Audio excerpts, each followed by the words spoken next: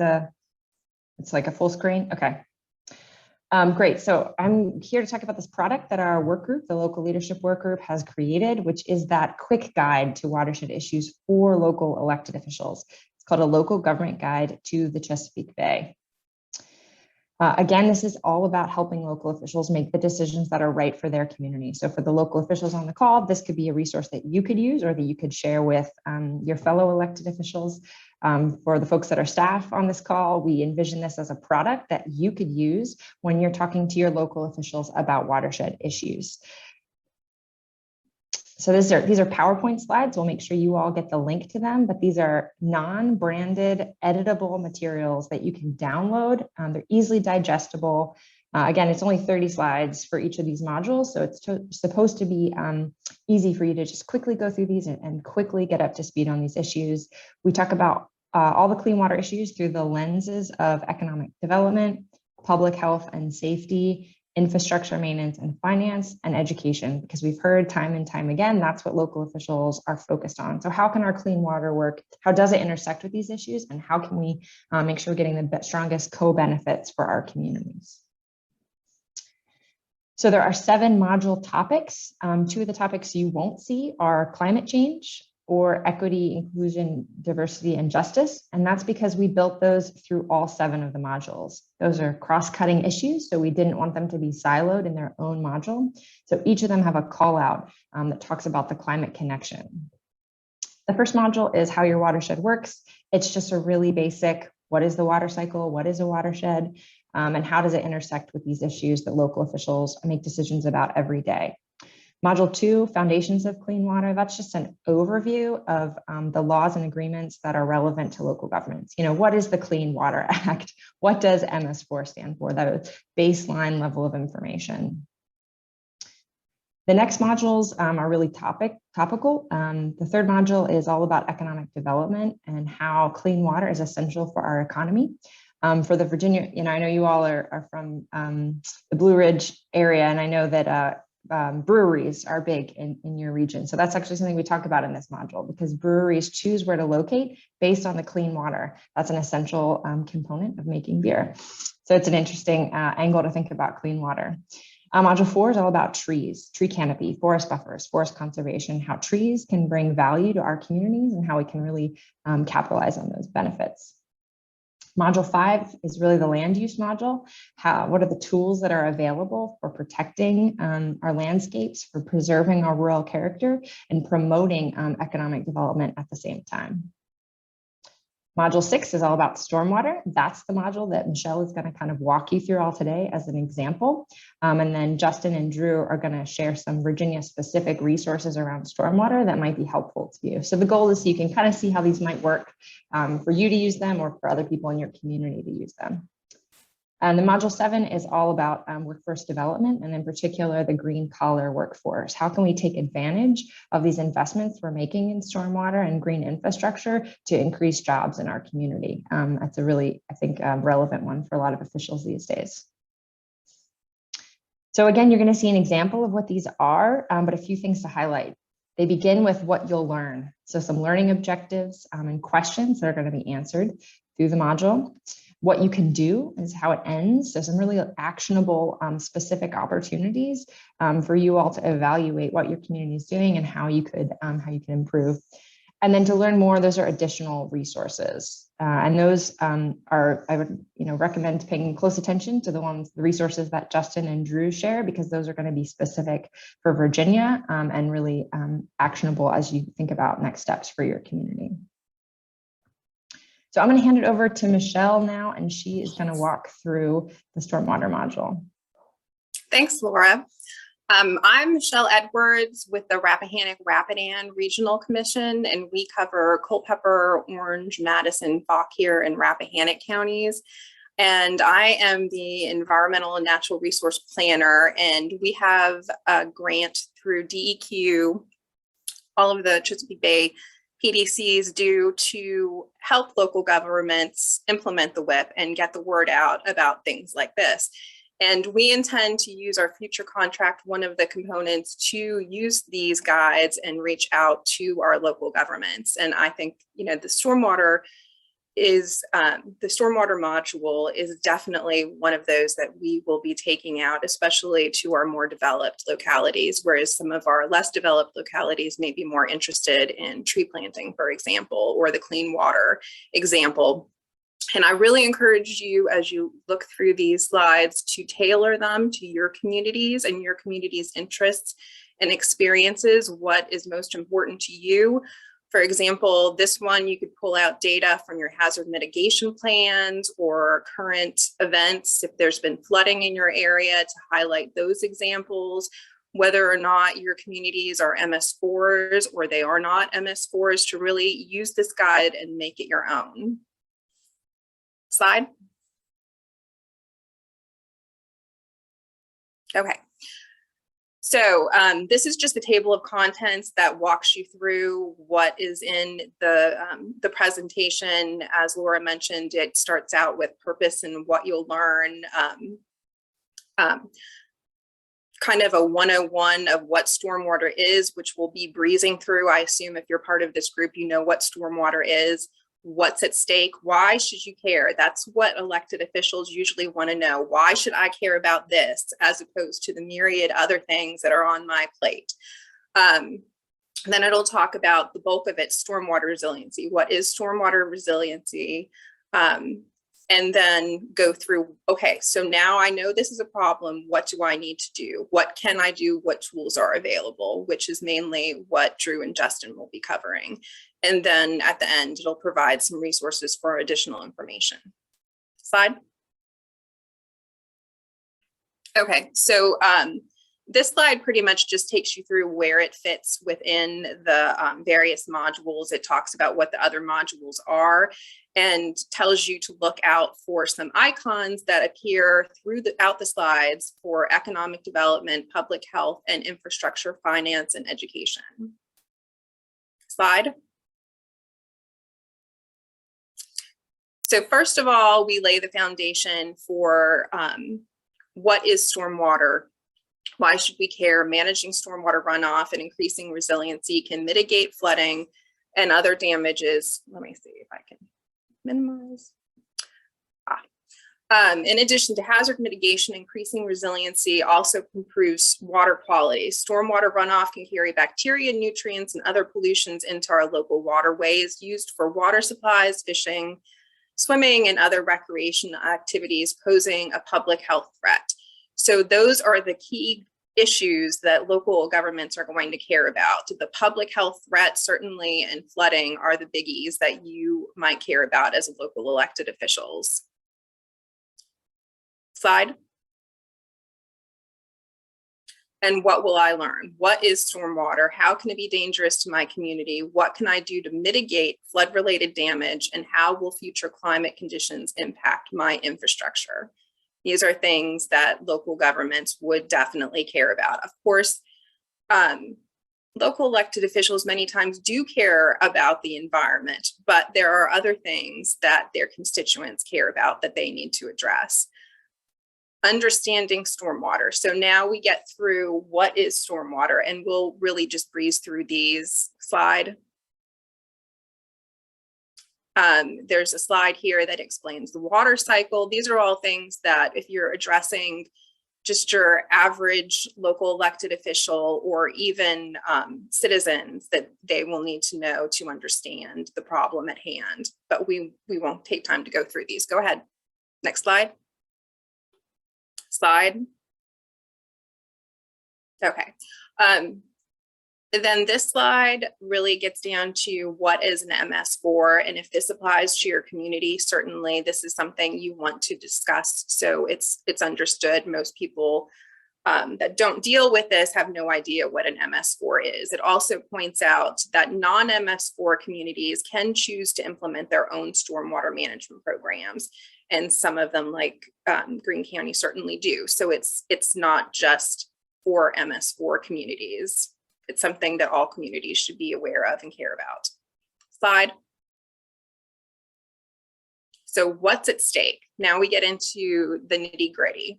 Stormwater runoff can damage public infrastructure and private property through flooding and wash pollutants into our local waterways.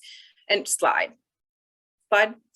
And more specifically, go back, Laura. Thanks, Laura. Flooding can endanger our critical infrastructure in your community, including roads, electricity, clean water, and cellular networks. So this slide goes through and explains what specifically stormwater runoff can affect with each of those various areas, what it can do to your roads, that the community needs vehicles like school buses and ambulances to be able to reach residential areas. So if they're flooded, people can't get to school. The electrical damage that can occur through flooding, the drinking water supply that can be affected, your cellular networks that can go out if towers are affected. Slide. And then, of course, the public health issue. This is a very big one. Certainly, E. coli is the biggest pollutant that affects our streams that we're concerned about in most of our communities in Virginia. Various other toxic contaminants, including pesticides, pharmaceuticals, and heavy metals. Bacteria, as I mentioned, such as E. coli, also algae can cause nutrients to grow, and excess nutrients can fuel excess algae in water bodies that die and decay and then cause fish kills. And they can also sometimes produce toxins that can be harmful to humans. So pollution can make recreation in, on, or near water unsafe, and fish and shellfish can be unsafe to eat. So those are things people definitely care about. Slide. And then we have examples. This might be a case where you have your own local example that you want to include on here as a public health issue. This one talks about E. coli bacteria being found in a local waterway by the Chesapeake Monitoring Cooperative, and how they worked with the Soil and Water Conservation District and Public Utilities Department to track it down to a local pet daycare center and then mitigate that effect. Slide. Then this next slide is likely very important to a lot of elected officials, where it talks about the economic impacts of stormwater and flooding. So flooding harms businesses and private property. It also threatens the health of local waterways, which often support outdoor recreation and tourism. The example that's included here is from Pennsylvania's Emergency Management Agency, documented over 160 million in public infrastructure damages, but only 60 million that year was covered by federal disaster aid. So the municipalities then had to pick up 100 million in damages. So a benefit cost analysis of natural hazard mitigation found that every dollar invested in proactive mitigation steps saves $7 in emergency response and recovery costs in the future. So it pays to put in BMPs and do stream restoration rather than waiting for the flooding to happen. Outdoor recreation relies on healthy waterways and safe access. Annually, the U.S. outdoor recreation economy provides $887 billion in consumer spending. Let's see, 7.6 million in American jobs, and 125 billion in federal, state, and local taxes. So if you have local numbers, you can add in your local numbers. But this is a big deal to a lot of communities in certainly my region that rely on recreation and tourism. Slide. Excess stormwater can also cause missed school days during extended closures caused by flood damage. While only 2% of Mid-Atlantic schools are in a flood zone, 10% of Mid-Atlantic student zip codes are in a flood zone, which means that even if the school is not impacted by flooding, students may not be able to get to their homes. And elected officials will be hearing from the parents. So, slide. And this is that diversity, equity, inclusion, and justice component that Laura mentioned.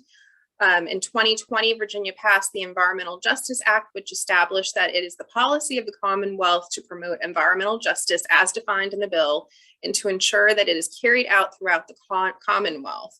While flooding affects a wide range of demographics, it is most harmful to communities of color, low-income residents, and others who do not have the resources to handle the damage and disruption. So flooding in the US can harm African-American neighborhoods. Okay, slide. So I think that's it for me. I will turn it over to our DEQ staff to tell you about some specific Virginia examples of what you can do in your community. Thank you, Michelle. Good afternoon. I'm Justin Williams. I'm the Director of the Office of Watersheds and Local Government Assistance. And I, along with Drew Hammond, who is our Director of Water Permits, are going to provide some more specific information on resiliency and the efforts that's going on in the Commonwealth, and how communities can take action and work with the state and look at the resources we have available to help address this issue. So next slide, and Drew is going to kick us off. Thanks, Justin. So really the big thing here with this particular slide, and really what we wanted to drive home, is the fact that, you know, as communities develop and, you know, we have more parking lots, more roofs, more roads, you know, are built, that, you know, we have this significant increase in impervious surfaces. And when that happens, that there are negative impacts on stormwater resiliency. So if you kind of take a look at the left side of the slide there, you've got this 1 inch of rainfall, you know, that generally falls on forested or wetland areas, those natural landscapes, you know, and that results in about 750 gallons of runoff, you know, from an inch of rain on the 1 acre. But then you can make the comparison there to that same amount of rainfall on an acre of parking lot or other impervious surfaces, and see the orders of a magnitude in which that stormwater runoff occurs. So really the big thing is to make sure, as we move forward, you know, plans to ensure that we mitigate increases in stormwater runoff and keeping communities resilient. Next slide, please. And then, as I mentioned earlier there, we spoke about wetlands and those natural landscapes. You know, in Virginia, we have the Virginia Water Protection Program. But, you know, really the thing here is to kind of explain to the communities that, you know, wetlands, you know, are a positive thing. They help capture, you know, filter, hold, and release runoff at slower rates. They act like a giant sponge.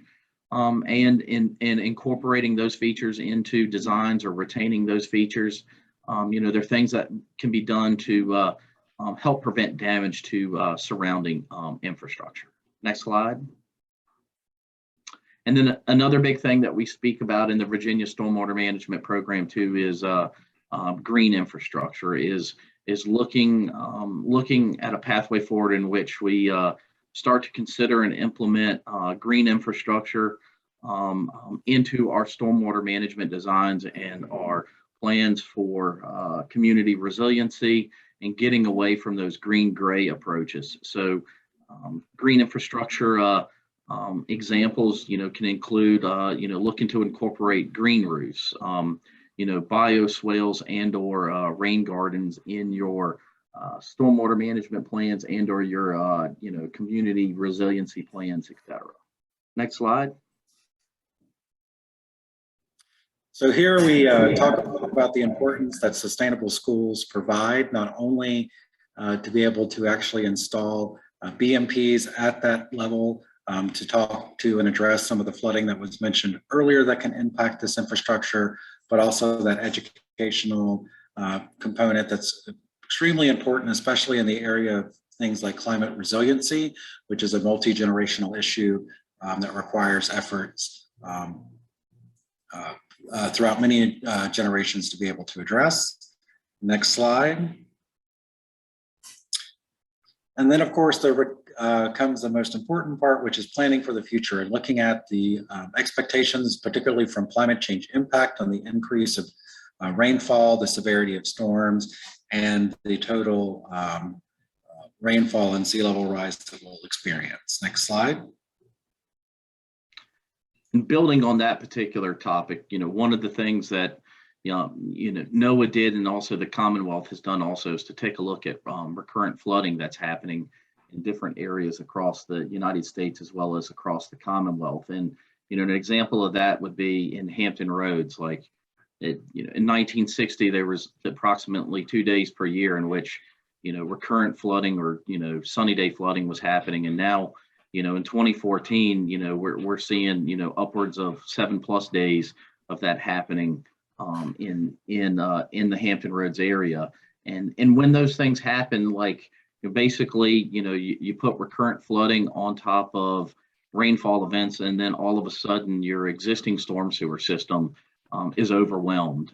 So it becomes this case of, as we plan for more rain and we look to our existing infrastructure, adapting to methods in which we look differently after building back, from flooding and or flood damage events, and that may be, not putting back the same size culvert or pipe that failed, looking to upgrade your stormwater infrastructure after those events occur to be able to handle those larger rainfall events, as well as taking into account flooding itself. And just a little quick case study there was one done in, New York. They had a whole bunch of property damage that happened between 2005 and 2011. You can see, 675 million happened there. And what that locality did was implement, mitigation projects that seek to take into account more rainfall and flooding there in that particular locality. Next slide, please. Aside from the increased rainfall that's anticipated, certainly there's anticipation for higher waters, or specifically sea level rise. As noted there, Virginia has experienced more than 18 inches of relative sea level rise in the past 100 years. And you see there specifically a case study related to Norfolk and the efforts that they've done through their zoning efforts to look at the impacts from that increased flooding and sea level rise in new developments. Additionally, in this arena, aside from the large-scale Virginia Coastal Master Planning Framework and the Virginia Coastal Master Plan to look at the impacts of sea level rise in Virginia and efforts to combat them, Virginia has incorporated climate change and adaptation into some of its regulatory programs, specifically in the tidewater localities under the Chesapeake Bay Preservation Act. Additionally, the General Assembly, in an effort to consider sea level rise and these impacts, established a policy that living shorelines are the preferred and should be the installed shoreline management practice under the permitting program for the Virginia Marine Resources Commission. Next slide. So what can you do at the end of the day if you're curious about the pathway forward? How do I make my community more resilient? What are pathways in which we can seek to implement to take care of planning for that additional rainfall, planning for those additional days of flooding, et cetera. Kind of three really big topics, but sitting down and meeting with your MS4 coordinator and or your stormwater engineering staff and discussing through strategies associated with implementing green structure, infrastructure, et cetera, trying to get away from that traditional green-gray infrastructure that we've historically done. Another thing that is taking a look at protecting and restoring wetlands. As I've said, those natural landscapes, they act like nature's flood insurance. They filter stormwater, and they also seek to protect the community's infrastructure and also help to deal with shoreline erosion issues. And then the other thing is as we continue to implement and look at resiliency, increased rainfall, increased flooding, et cetera, as we put together our community resiliency plans, to make sure that those plans, continue to be flexible and adaptable. Because as with everything, we make decisions based upon, the best available science and information that we have, but we also recognize, that changes on a daily basis. Next slide, please. So here's some additional resources that are available to provide both specifics on actions or tools that can be utilized by localities, as well as the efforts going on in the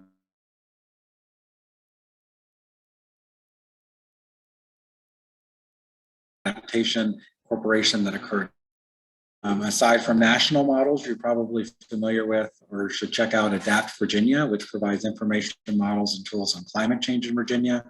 As I mentioned, we have the Virginia Coastal Adaptation and Resilience Master Plan and the framework for that. There's the Commonwealth Center for Recurrent Flooding Resiliency, as well as more information on our DEQ water quality programs in general. Next slide. And then to add to that, there's additional information that's available on the Commonwealth Stormwater Management Program. Michelle talked about this a little bit at the beginning, but our municipal separate storm sewer system permitting program, but also information included in that program is what the Commonwealth is already currently doing to help manage post-construction stormwater quality and quantity of runoff. The other thing that we have available is the Stormwater Best Management Practices Clearinghouse. There's information on the clearinghouse on the best management practices that can be utilized across the Commonwealth to help address with stormwater quality and quantity issues. And those include, best management practices that are in the non-proprietary domain as well as ones that are in the proprietary domain, such as manufactured treatment devices. There's also the Commonwealth's Erosion and Sediment Control Program, and that has a wealth of information on how the Commonwealth looks to address stormwater quality and quantity management during construction. And then one of the most important tools that I think that's on this slide here is the newly released Mid-Atlantic Intensity Duration Frequency Curve Data tool. And what this is a portal information on future projected data with respect to rainfall across the Commonwealth that can be used to help develop community resiliency plans and take a look to the future with respect to sizing new infrastructure, et cetera. And then next slide. We've also listed here at a much higher level some more national resources that are available here, stuff that isn't DEQ specific. So, we certainly encourage you to also take a look at these resources too, and, share those with, all of the respective parties, because they're really good in terms of kind of, breaking down some of these more complex concepts and making them a lot more understandable for, the general public itself. And then last slide, please. And really right here is just a glossary of, some of the terms that we use throughout the presentation, just as a means of providing some context for these terms, but also, as I said, just like the previous slide, they, start to put some definition to the folks that really don't work in this field every day, that aren't hearing this information, on a day-to-day basis. So just some more information there for the folks to further educate themselves on stormwater management, resiliency, et cetera.